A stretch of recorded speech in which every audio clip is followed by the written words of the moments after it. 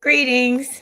I am Dr. Noni Davis. I'm coming to you from St. C Academy, and I have been sharing uh, some of the information that my students did on our Africa Diaspora Day.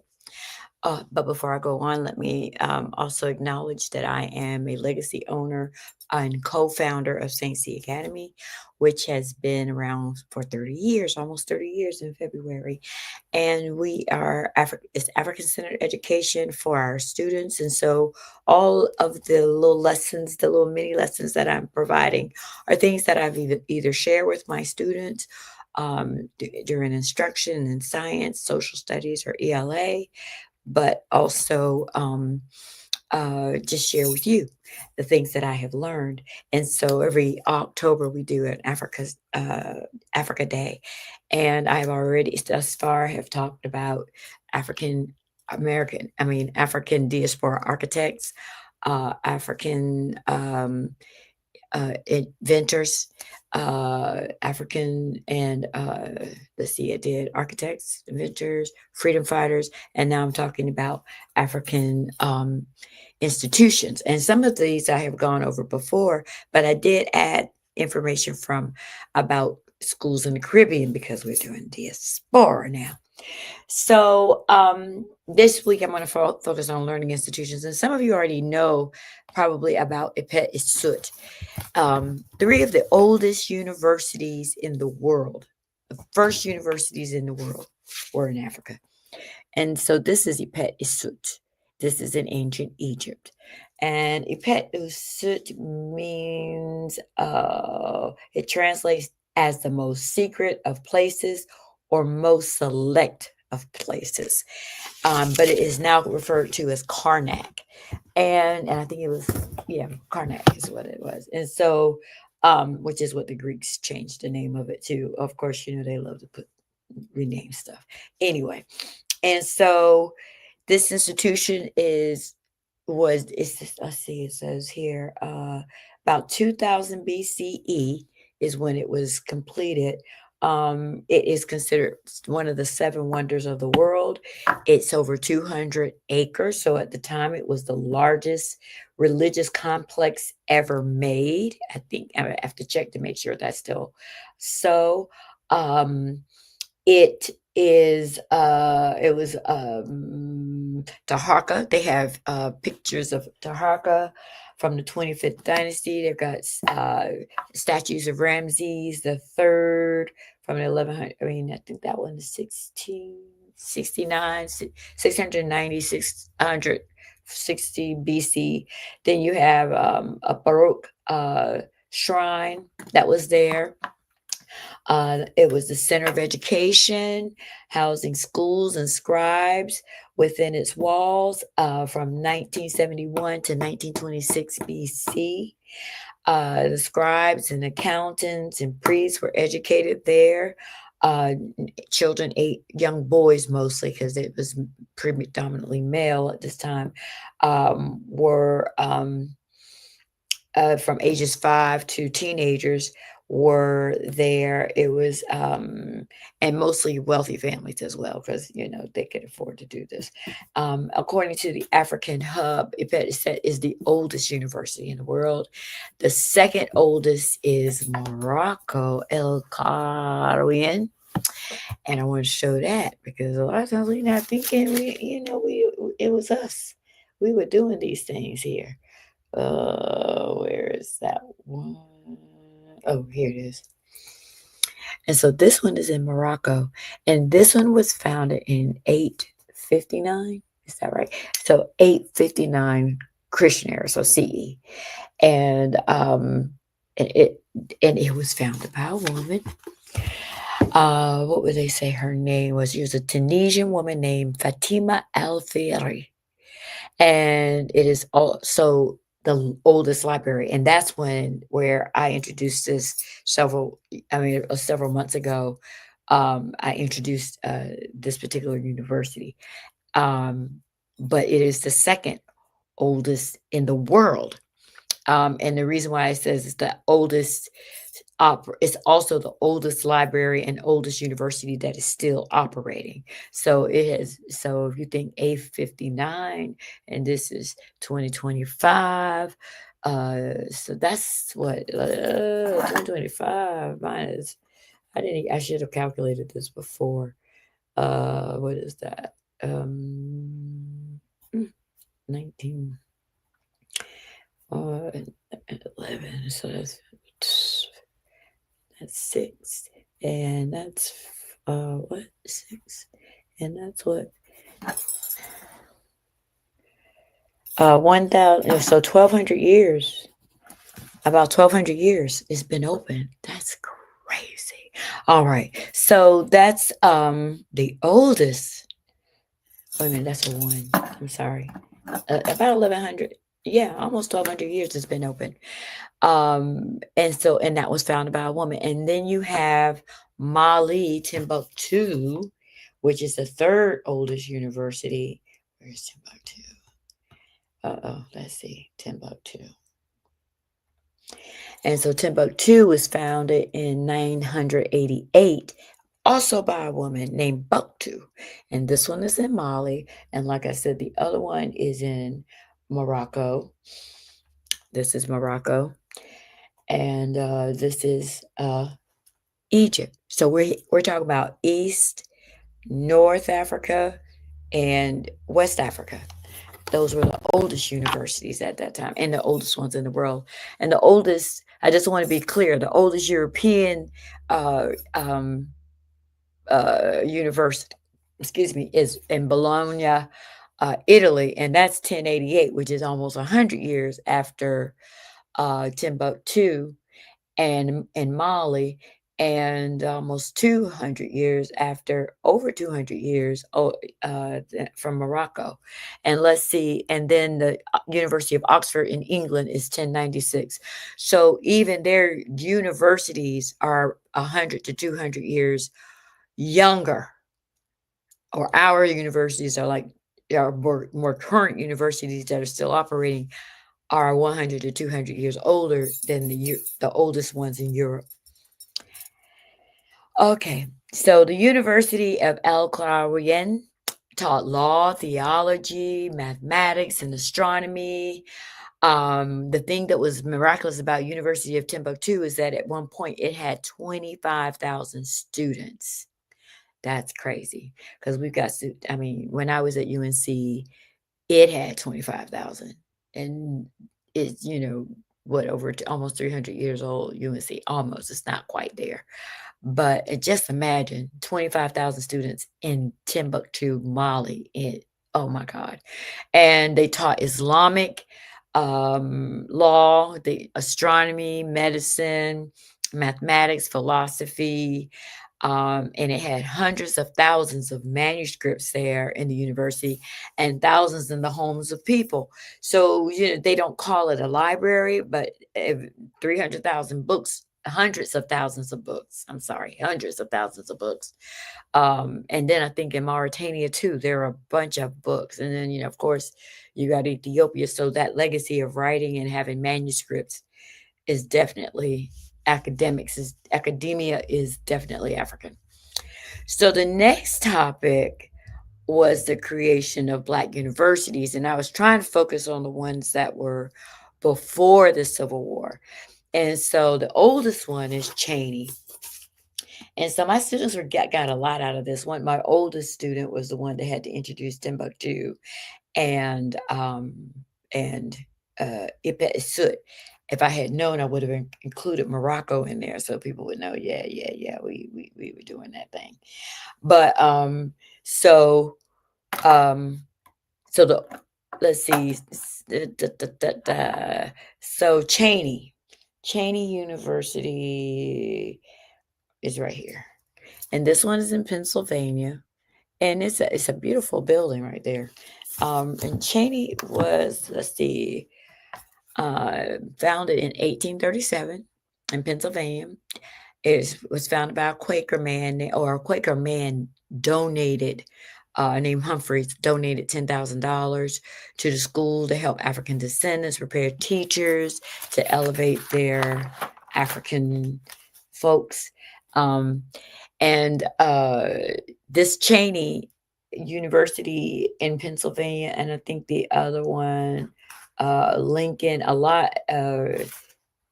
Lincoln was what, 1854, because Pennsylvania was such a hub for Underground Railroad activity.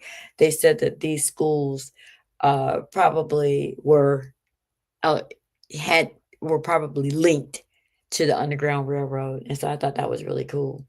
Um, our students also learned about Lincoln University, and Lincoln University is interesting because where is Lincoln? So Lincoln University is also, and that one is 1854, like I said. So both of these were before the Civil War.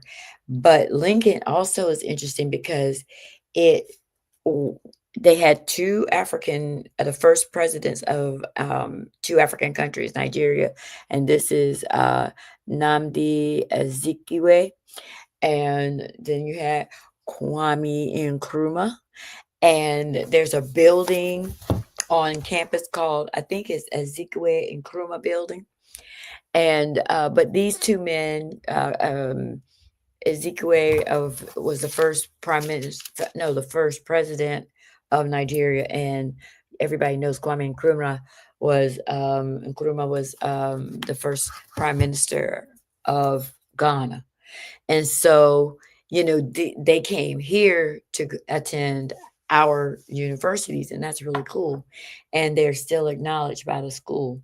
Um, the third let's see, the third oldest university, HBCU, is Wilberforce, Ohio. And Wilberforce, Ohio also was a school that was very actively involved in the Underground Railroad. So, and let's see, Wilberforce was 1856. And let's see. Oh, I forgot to say that Nkrumah graduated from the class of 1939, and Ezekiel graduated from Lincoln in 1930, and they both got a master's degree. Kwame Nkrumah got his in 1942. Ezekiel got his master's in 1932. Like I said, first president of Nigeria, first prime minister of Ghana. So, I mean, these schools have been very influential. So, not even just on the states, but in Africa as well. Wilberforce was also, like I said, a part of part of the abolition movement, Underground Railroad, and it was actually founded by William Wilberforce, who was a white, I think, a black abolitionist. This is the oldest private Black-owned and operated HBCU in the United States. And one of his famous graduates is William Grant Still, who I did not pull up a picture of. Oh my goodness. William Grant Still. I love William Grant Still. He is a famous composer. Um, and Duke Ellington has done a couple of orchestras with his pieces. William Grant Still, and I also believe that he was named after the famous abolitionist William Steele, who was oh Lord, sorry, I don't know what that's up there for. Yikes! But that's William Grant Still, composer, and he was amazing. So he graduated from Wilberforce. Um, he's got the Afro-American Symphony, I think, is the one that is very famous that he wrote. He what is it? He composed over almost 200 works, including 9 operas. And so he's amazing. So then from there, we decided to make sure, we can't skip over North Carolina. So, so Shaw University was the first HBCU created in the South. And so where are my pictures of that? Okay. Shaw. And so I've talked about Shaw University, the first university in the South, 1865. And Let me see what else was I gonna say. Oh, and there were like okay, so it's the sixth university created in the United States in Raleigh, North Carolina. But then you had Barbara Scotia and Concord. In the 1867, you had Fayetteville State University in 1925. You had NCCU in Durham in 1909 when it became a state college in 1923. So North Carolina was really doing this thing with these schools, and so our schools are even in North Carolina, they're old. Some of them are quite old. Our HBCUs, and also Shaw University housed Lincoln Medical School, which was the first 4-year medical school. I think did a podcast on that as well, and it opened in 1880, and it was open for 40 years. And they said in that 40 years, it educated close to 400 Black physicians. Now, like I said, it ended up closing, but Leonard Medical School was the first 4-year medical school, and it set the standard for a 4-year curriculum for medical students, and so it became the framework for medical academic institutions around the country. So it was the first 4-year medical school in the United States, not the first Black one, the first medical school. So next I had the students like, okay, we're going to make this a diaspora thing because we talked about what we did in Africa and we brought it to the United States. So let's learn something about, some of the schools in the Caribbean. And my parents were really intrigued because a lot of us never even in my age group, we never considered it wasn't in our space to think, hey, you know what, maybe we could go to school in the Caribbean. People are always going to, Europe for schools or whatever. But we have something right here and right here in the United States. Well, in the Caribbean, right here, they consider themselves Americans too. We just United Staters. Okay. So next I had two students, and they looked at the University of Virgin Islands and the University of Southern Caribbean. Now, like I said, this was very important because a lot of us did not know about that. And then also, one of the students who participated in this one, it has Haitian ancestry. So I really wanted her to, like, oh, there's some place that you could go. It's for school. And so, since we are including diasporas, that's what we did. So the University of the Virgin Islands, this school was not as old as some of the schools we have. In the States, 1860s and whatever. But let's see, the University of, what is that? The Southern Caribbean? Fulbright College. What is it? Oh, no. We went for 60. Oh, that's just a sign. I couldn't get a good picture of the buildings and everything. But that's the University of the Virgin Islands. And this university, they have let's see, it was founded in 1962, has 1,741 students at campuses on the Virgin Islands. They're in St. Croix, and they're on St. Thomas, and UVI considers itself an HBCU because the Virgin Islands is a territory of the United States. It has 99-degree programs, minors and certificates. And I mean, the pictures that my student found, they're just absolutely beautiful. I mean, I don't know if I went there, I'd be at the beach all the time. So anyway, like I said, so if I had known, I probably would have been down there. The students at these presentations also learned about the University of the Southern Caribbean. And this one was formed in 1932, and I think it's a Seventh-day Adventist. Yeah, Seventh-day Adventist school. And it is located on the island of Trinidad and Tobago. It is a private college, and it has satellites in Antigua, Barbados, Guyana, and St. Lucia. And the student population is about 3,500 students, and they too have about 40 fields of study in a bachelor's degree and master's degree programs. Now, what we didn't do And I don't know why I didn't think about it, but I was like, huh. I found out that they had 95 institutions in the Caribbean. And with the University of the West Indies, and we know about the West Indies because that one was from Jamaica, 1948. It's in Barbados, Trinidad, Tobago, Antigua, and Barbuda. And then you also had the Universidad of Puerto Rico. And if I had been thinking, I would have included these too. Anyway, so that was really cool to learn about some universities that I did not know about. Did I put the University of Puerto Rico up here? I guess I did not. But okay, so I didn't do that one, but that's okay. But I did learn that 47 of the universities in the Caribbean are in Cuba, if you can believe that.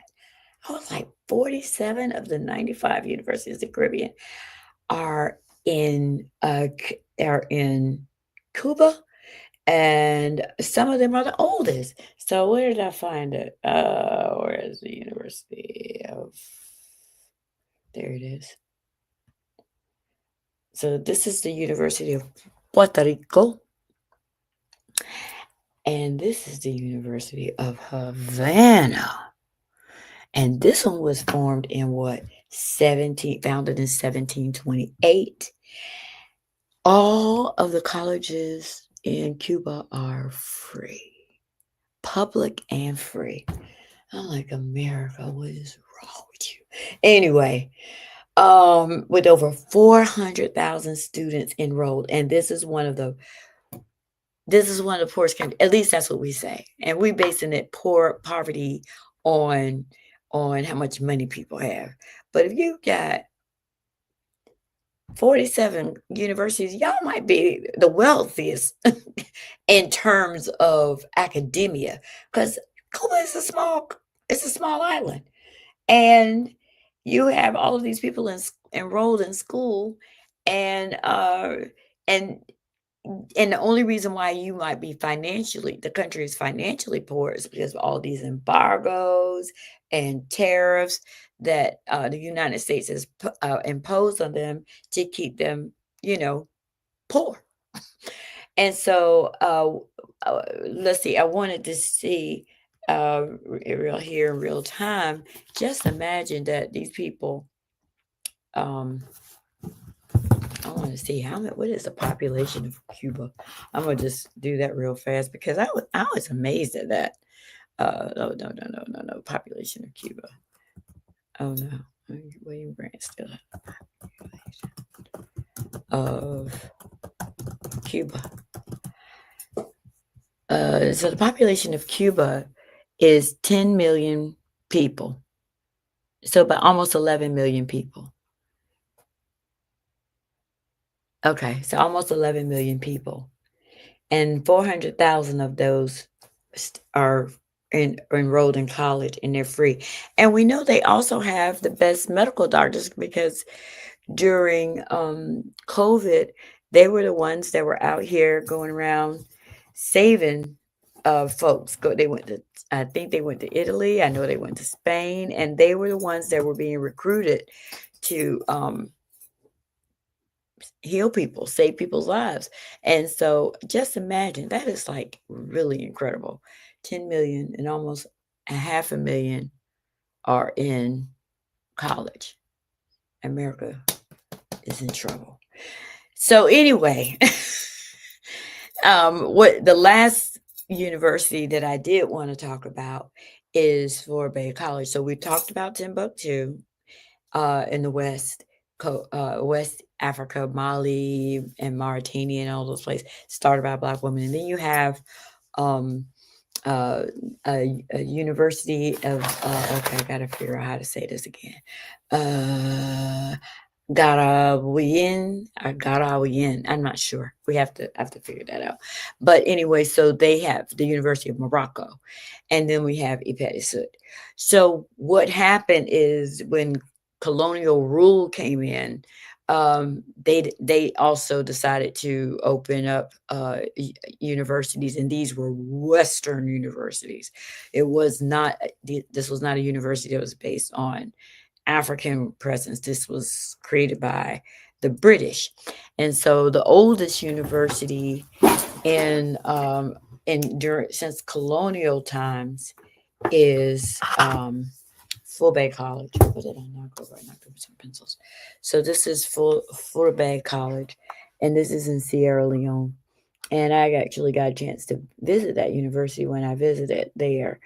Um, it's not a really large campus, but it's a nice campus, and it sits on a mountain, and whoo, you have to go up around the mountain to get to the top. And then, it's a plateau, but it has the most amazing view of the coastline, because Freetown is right there at the beach. Freetown's the beach is right there on the coast, and so you can see the ferries. You can see just the ocean from there, and it's not a far drive away. And so it sits right up there, and even going down, I thought my heart was palpitating a little bit, because it was so high, it was so steep, and there are no rails or anything like that, so I was extremely concerned about my well-being. But anyway, so the University of Florida Bay College was established in 1827. What was his name? Samuel. Oh goodness, I'm trying to figure it out. Oops, I did. What is that? Um, what's it? It's a preacher. Forbay. Sorry, Forbay College. Sierra Leone. And so I can't remember Samuel. Golly, what is that guy's name? Oh, I'm not doing good here. Okay, Full Bay College. All right, so for Full Bay College was it was the first. It's the oldest institution of higher learning in modern sub-Saharan Africa, and it's on Mount Oriole.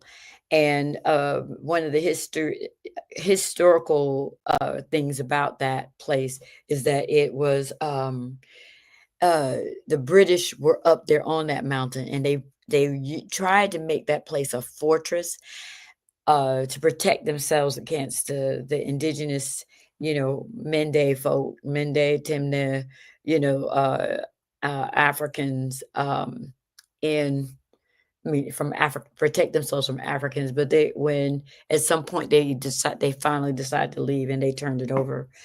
But it was, I'm trying to think, who is the guy? The first student's name was Samuel Ajayi Crowther or something like that. So he was the first student at Full Bay College. That's him. And so we took this journey. We started in Africa. Came to the States, went to the Caribbean, and went back to West Africa. And the students had a very broad understanding of, wow, we have institutions everywhere. And hopefully it gave them some choices, some things to think about, of different places they can go, what kind of degrees they want. A lot of these Caribbean schools are specializing in marine biology, um, and solar energy. And so it was really interesting to see what their coursework was. And so, in addition to medicine and law and they also are very keen on our archaeology, anthropology, and oceanography. And so that's anybody who's interested in that. And so I hope that I've shared something that maybe you all hadn't considered, and we'll see you next time. Ashe, ashe, and happy Thanksgiving. I don't practice that, but anyway. Happy Indigenous Day. Ashe.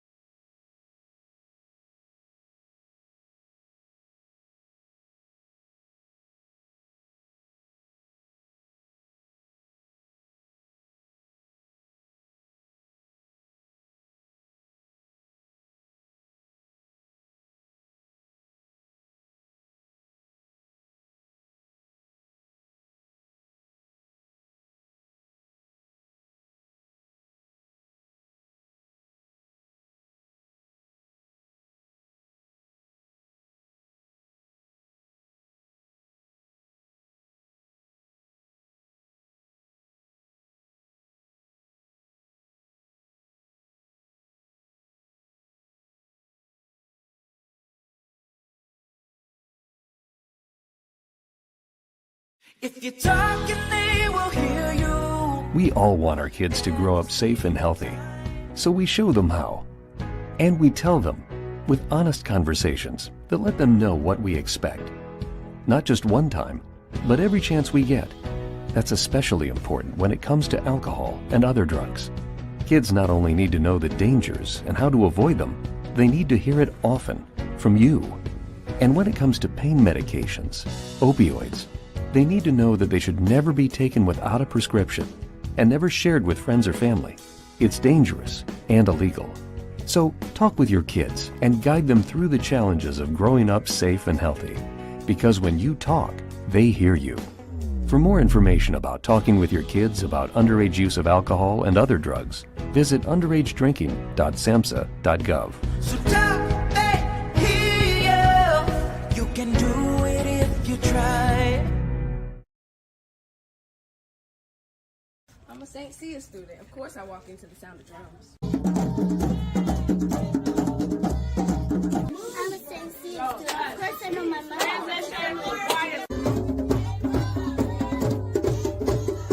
I'm a St. Cia student. Of course I can play the drum. I'm a St. Cia student. Of course I can work with my hands. I'm a St. Cia student.